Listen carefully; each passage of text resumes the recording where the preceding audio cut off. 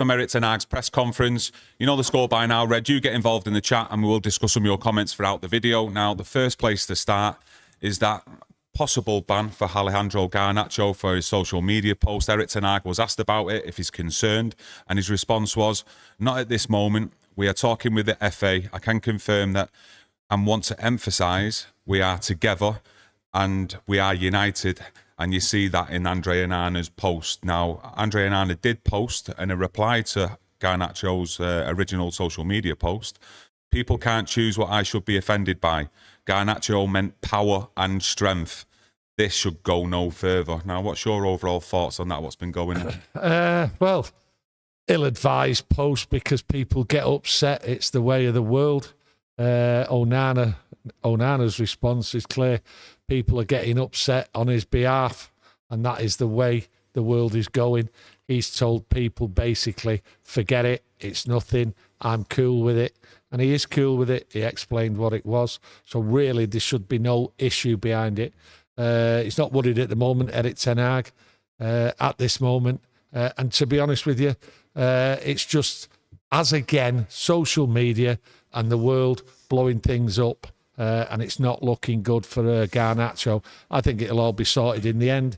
The response by Onana will keep it in-house, and it shouldn't really end up a problem. There is no reason whatsoever to even consider a ban, in my opinion, for Garnacho. It's just a post. It's between friends. Friends understand it. What's the problem? Well, the problem seems to be other people are getting upset on behalf of Onana when he's happy. So there is no story really at the end of the day as far as I'm concerned. Yeah, no, I totally agree with you. I think it's people out there who are looking to be offended. You have a lot of these people searching every day just looking for posts to be offended by, and a lot of respect there for Andre Onana and coming out and saying what he has done, and it just shows you how much together this squad is, but also them two are as people and as friends in the changing room. But moving on to Marcus Rashford, he was asked questions on him and Ten Hag did respond, saying, I give him the trust and play him every game. Most of the games he finishes, so I have a strong belief he will continue and return to goal-scoring form. A lot of people out there will be thinking, I give him the trust. What, even if he's not doing the business? And then people go on about Antony. He's not doing the business. I give him the trust. So will he play every game? Doesn't seem right, that statement to me. I play him every game. I give him the trust. At the end of the day, Marcus Rashford has to step up. To me, he's not doing it. But what can you do? Erik Ten Hag, he wants him in the side. He hopes... Well, he's working alongside him. He's not putting an arm around him. That was done last year. Doesn't need to do that. But, you know, I think it was a poor response, to be honest with you. I give him the trust. I don't think that is, to be honest with you. I think a manager has to come out publicly and back his players when they are going through a poor run of form. Me, personally, as a fan, and I've always said that if a player is going through poor form after 4 or 5 games and doesn't show signs of improvement, you know, at Manchester United, other players should be given a chance. But I don't think it should be taken lightly with Marcus Rashford, where he should be dropped to the bench because of what we've seen he can do, especially last season with goals. There's just something not quite right there. Something's not clicking. Maybe, you know, people emphasise his work ethic, his running back, his tracking back. I can understand that at points because I've seen it myself. But going forward, is he just having to get used to adapting his style in terms of this season, having to create more for other players instead of taking the responsibility on himself to score goals? What it is, it's the statement I'm not happy with, because it sort of does that then say other players, he gives them the trust and he'll play them every game. There is a big shout that Antony isn't hitting the form. He trusts him and he plays him every game. That's what I'm saying. I'm not sort of like having a proper go at Marcus. To me, as a fan, I've said it before, I thought Marcus had a couple of games where he had to step up, and if he didn't do it, then the possibility is that he would be dropped. Now, in effect, he never got dropped. He's still in the side. He has to perform now, like other players do. Yeah, we understand that, but you know, in some games recently, I think it's like Champions League and maybe 1 or 2 other Premier League games, he has got on the assist chart, so he has assisted for goals as well. And I think we're all focused on Marcus Rashford grabbing them goals, which, let's face it, he is a forward player, wide left, and he should be chipping in with goals. But, you know, he has been doing other things in the 90 minutes. Maybe not the large parts of the game, but he has been affecting games.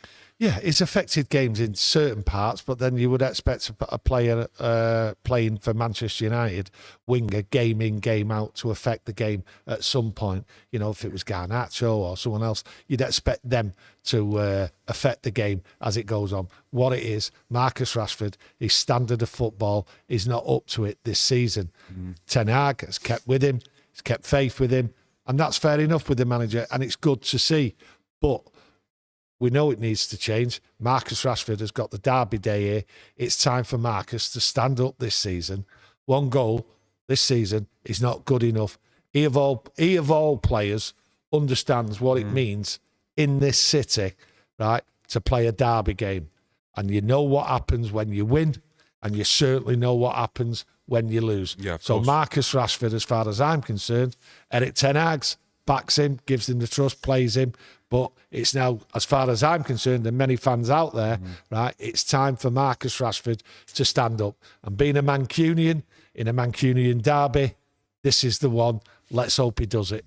Yeah, no, I totally agree. So do you think with Ten Hag saying that he's got the trust, the faith in Marcus Rashford to return to goal-scoring form, do you think that automatically then applies to Antony on the right-hand side and we'll see him start the game on Sunday? Yeah, I think it does. I think Antony, we know what's happened with Antony. I don't think it's as he's not played every game. We know why, the off-field shenanigans. He's there. He should be fit. He should be starting. I think he'll come good. He's a good workhorse. We know what's wrong with Antony. He's not producing, going past and running at players and going past them in the penalty box as a winger should. That's what we expect as a winger. And Marcus is doing the same. He's not going past players in the box, taking the ball. He's not got the confidence for it. So the two of them, to me, are on the same par. They're lacking in that final third, and they have to step it up. Antony, good control of the ball, likes to pass it, likes to hold it up, bring other players in. Rashford, he does exactly the same in a different style. But as far as Manchester United are concerned, going forward, they both need to improve. I think the 10%, maybe a little bit more off it throughout the game. They have good periods, but that's not good enough for Manchester United standards. That's how I see it. But Ten Hag's got the backing. He gives them the backing, and they've got to now produce. You know, they've got to show the faith what the manager's given him and produce for the fans, because I don't think we've seen it this season. Yeah, no, totally agreeing with you. Mentioning on goals, he was asked that question on Ten Hag on the amount of, the lack of goals we've scored this season, and he says the cooperation has to click. But we showed this week some examples where there are so many. We have overload positions, going in overloading positions to the opponent's goal, and we don't net or don't even hit the target. We don't have time to train with this. We give some coaching, and I'm convinced with the quality from our players that they will go on and score more goals. I got there in the end, a few little moments there. I think the translation, I think went a little bit Dutch there at one point. We'll get there in the end. To me, I mentioned it the other day. We seem to be shooting. We don't seem to be calm. We seem to be rushing things. Seems to be a little bit of a panic. What's going on when people are shooting outside the box? They're going over. They're going wide. And I did say the other day, Erik ten Hag will address this. I'm sure of it, and he has done today. He's aware of it. But at the end of the day, it has to change. Players just need to settle down and not panic. And I think that's what Erik ten Hag's really saying. It's being addressed. The quality's there, he's saying. It's being looked at. And they now have to step up. So there must have been some serious words in there. We've highlighted it. It's been highlighted today, and it's got to change. And on Sunday, if it changes, then fantastic. Yeah, for me, the attitude just has to be right with all the players on Sunday. If the attitude's right, they're all communicating with each other. You know, we've got a chance of getting something out of this game. And, you know, if they all put the work ethic in from the wide players, the midfielders, the defenders, Ireland up top as well, I'm confident, I really am. But for me, I know you said Antony would start. Do you think he will start personally, or do you think Erik ten Hag will start him? Well, Because listen. for me, I don't want him to start. I've got to be honest with you. I think we need players in there who can sit compact in a defensive role as well. So I'd put Mason Mount on the right-hand side, maybe so he can tuck in when City have got the ball to help out in the midfield area. I just don't think Antony at the moment, like we've alluded to, he's been unavailable for large parts of this season. He's just not at that level there, and we just can't carry passengers in this game. City are too good of a team to carry anybody, and I just think with Mason Mount, the legs that he's got as well, he'll do what Antony does in a defensive position, and I think he'd probably be more creative at the moment going forward from that wide area. I really do. I think there's a lot of people out there who would prefer Mason Mount on the pitch and basically any other midfield player out there instead of Antony. There's a lot of people not happy with the standard of play. But he's, as far as I'm concerned, I look at Antony, he's gone through a lot this season, and he does know how to keep hold of the ball. But then I look at Erik ten Hag. Erik ten Hag likes what he does. He likes his work rate. He likes the way he runs back, helps the defence, and that is very good. That is a really good part of his game. And he trusts him. And at the end of the day, he spoke today about Marcus Rashford. I give him the trust. I play him every game. So really, that's the way it's going. To me, it's Antony playing. And I'm not saying I prefer Antony or Mason Mount. I can understand the shout, what you're saying about Mason Mount being out there. But looking at Erik ten Hag, listening to him, as I have done all season, I think Antony's the man. He's the man to go to. And that's who'll be out on the wing on Sunday. Yeah, no, I totally agree with Antony. I think long term, I think he'll be a very good player for Manchester United. I just think the form at the moment, it's not very good. So, you know, at the end of the day, bring someone else in who's going to be proactive and produce something at the other end of the pitch where we are, not scoring as many goals as we'd like to. So, for me, I've got to have Mason Mount there starting on the right-hand side, because I do think we're going to need that sort of midfield player who can be adaptable for the right-hand side, but also come in when City have got the ball, just to beef up that midfield. And I'm just not too sure on Antony at the moment going forward. He's always looking to cut inside. Are the balls he's playing through into the box any good?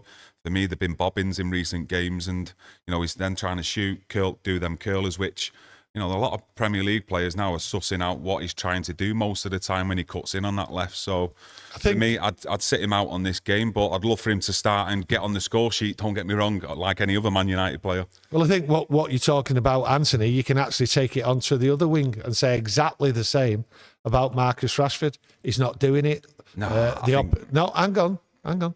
Other players out there, they've got Marcus Rashford. They've got him sussed. They know what he's going to do. I'm just saying, it's an argument out there. People out there have been saying what you've been saying about Antony, but putting it on Marcus Rashford. So there is a debate, a big debate out there. But what we have to look at, right?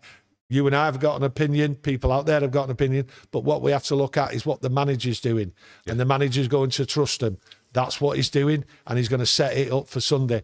And we've got to hope that it is the right thing what he does on Sunday, and it all works out right. That's all we can do. We can all have opinions, and they all differ. But at the end of the day, Ten Hag's the man, and he trusts them. He is the man, and he keeps saying, and he said it today, good is not good enough. And, you know, with these fans out there who are always criticising Man United fans, as to say, you know, you're not here now like you was in the Fergie years. You're not competing, you're not challenging for the top honours anymore. You need to get back in your box, sort of thing. Yeah. And Ten Hag, when he comes out and says good isn't good enough, that just says it all for me. And I love it when he says that, because he knows the standards and the expectations of us Manchester United fans and the club as well. Yeah, well, he also mentioned today, you talk about good is good enough. Like, I don't think he's ready by all accounts. He's touch and go Casemiro.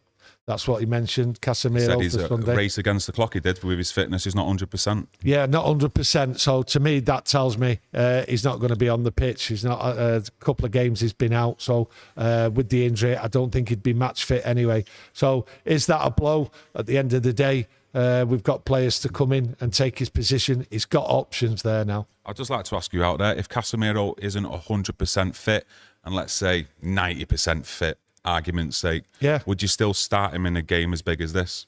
And for the player that Casemiro is? No, to me... Does every player have to be 100% fit? You've got to be fit in a game like this. It's 90 minutes. Football's completely different than what it is. Some players have gone out there unfit, a little bit unfit, carrying a little niggle and that. You was able to do that years ago, but you cannot do it now in the modern football. So you have to be proper fit, 100%, 99 possibly. But if you're not, if you're only 90% fit, and I don't think Casemiro is 100% fit by all sounds of it, so you don't play him. There's players out there. So at the end of the day, not for me. If you're not 100% fit in a derby game where everything has to be on the line, then I'm sorry, Casemiro can't play as far as I'm concerned. Might be good enough for the bench, 15, 20 minutes, something like that, but not starting the game. Not for me anyway. You might have different opinions. Yeah, no, don't get me wrong, he could start and then aggravate the injury even further and be out for a much longer time. I'm just thinking, if you could possibly get, 60 minutes out of Casemiro, would it be a huge boost mentally for the other players if they're seeing his name on the team sheet, starting in that starting 11, than possibly him not starting? I think you have to look at it the other way round. If you're there in that squad and you see a player who and everyone knows is not fit enough for that game, you would not be happy. To me, that would bring a bit of disharmony in the camp and get up a few players' noses. And there is players there what are capable of playing for 90 minutes before Casemiro, half-fit player. It would really, to me, stink the place out, really. Yeah, I did say, was it on yesterday's video, I'd like to see Amrabat and Casemiro starting in that midfield area just to give us some defensive protection. So if Casemiro doesn't start, it's then going to give an opportunity to either Mason Mount, McTominay or Eriksen to starting alongside Amrabat, in my opinion. Yeah, well, you look at Amrabat. I mentioned Amrabat the other day. I think Amrabat is the one what's going to be playing anyway before this update on Casemiro. And you look at it, and you say to yourself, if he plays Casemiro, it's like he's playing his favourite. The shout out there, many people have said it. I've seen it loads of times on the comments and everything, that Antony is his favourite. He plays him because he's his favourite. Well, the same shout could go for Casemiro. Yeah. The same shout could go for Rashford now. Do you know what I mean? As if to say, I trust him. So at the end of the day, to me, it'd stink the place out. And Ten Hag is under big pressure at this moment. I mean, the media are going in on him like you wouldn't believe. TalkSport. Yeah, TalkSport, many other stations and that, going out there. Sir Jim Ratcliffe's going to sack him. He deserves to go. United should get rid of him anyway without Sir Jim Ratcliffe and all that. That's what's going on at the moment. They're heaping the pressure on him. So really, to put Casemiro in there, knowing that he's not 100% fit, the press would have a field day and carry on going in on a... But that's what you're going to expect here now. It's all about Erik Ten Hag. Is his job safe? Is he going to keep it? Is he not going to keep it? Is it this? Is it that? That's the carnage. That's what we've got. But it's Manchester United. It's news, and this is what we have to deal with. But for me, I think Erik Ten Hag looked pretty calm today. He knows the pressure. He understands what's coming, and he can see what's being said about... Well, he can hear what's being said about him. So I don't think he's too worried. But no, players, favourites... Well, let's see after this Sunday. I think some managers do have the favourites, though. You look at the England team, Gareth Southgate, his favourites, Harry Maguire, etc., Calvin Phillips, and the list goes on of players who will automatically pick time and time again, whether they're playing football or not. And I do believe Erik Ten Hag does have his favourites, but it's not in terms of favourites, it's players he trusts. And he does trust players like Antony. He does trust Rashford because he does think he can produce something out of nothing and score goals or create something. Because we have seen that with Rashford under Erik Ten Hag. Casemiro as well. To me, he's like a general in there, Casemiro. He's got all the experience in the world and he can produce it on any given day when 100% fit. You talk about managers having favourites. Yeah, all managers have favourites. I mean, I was teacher's pet at school. No, you wasn't. I was teacher's pet at school. I used to run around, do everything for them. You know what I mean? There was teacher's pets under Ferguson. Do you know what I mean? There was players there who Ferguson favoured. Do you know what I mean? So, yeah, managers do have favourites in that. You can't have favourites in the derby game. You just can't. Not when you're under this amount of pressure. So he has to pick the right team for the right occasion, and this team has got to work and they've got to be fit when they get on the pitch. Yeah, if you're picking your favourites and they're not going through that run of form or good run of form, you could end up falling on your sword, and then you've got some tough questions to answer from the media and the fans after the game if it does go pear-shaped. But one player that he was happy about, and especially his recent performances, was Andre Onana. And I think them last couple of performances against Copenhagen, Sheffield United, have done him the world of good, to be honest. Well, he's talked about confidence with Onana, and we've mentioned it, and we go back to the Sheffield United game. Yes, he didn't do that much, but what he did was good enough. 1 or 2 saves, confidence. It was a booster for him. And then, obviously, the game against Copenhagen and the ending was just unbelievable. You couldn't, you could write it, but you wouldn't expect it. A last-minute penalty, Onana saves it. Unbelievable, the confidence he's got. And, he will come good.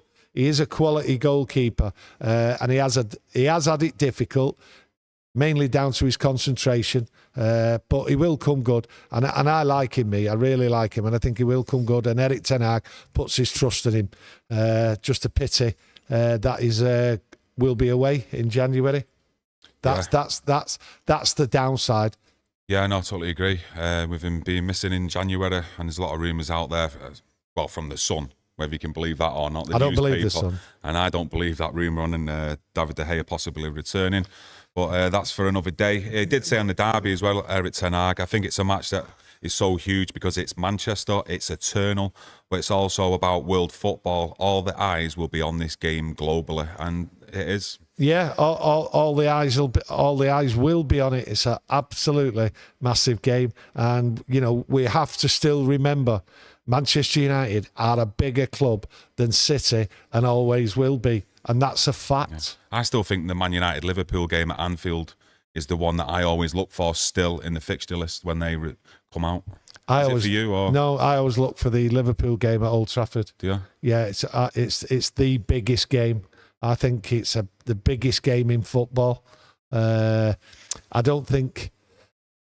the Liverpool game is always the biggest game, whether it's at Old Trafford or Anfield. But I think the one, to me personally, I think the Old Trafford one is the biggest game, the biggest game. With City, it's a big game for the day. At the end of the day, Manchester City aren't our rivals. Liverpool are our rivals, always will be. City aren't a big club and never will be. Yes, they're winning things. Can't take that away. That's fantastic for them. But at the end of the day, the biggest club, as far as I'm concerned, in the world is Manchester United. And they are certainly the biggest club in this country. Well, you take Manchester United or Liverpool out of the Premier League, would it still go on? No, it wouldn't. If you took Manchester City out of the Premier League and Chelsea, and you've still got Liverpool and United in it, the Premier League would still carry on. Still carries on. And there's your fact, and that's how you assess it. Yeah. Just like to thank everyone for joining us today in the live chat, getting your comments in, some fantastic comments in there. Just thought you'd do a brief overview of the reaction to Erik Ten Hag's press conference, some updates on there. I am trying to get Webby to do a match preview for Manchester United versus Manchester City, so hopefully we can judge our times and make something either tomorrow or early morning Sunday. He's had some appointments, hasn't he? Yeah, no, he's busy at the moment doing the Lord's work, and yeah, so hopefully we can get that out before the City game kicks off 3:30, which is a mad one, isn't it? Yeah, mad one. Mad time. But hey, it's the Lord's Day, so let's all pray for a Man United win.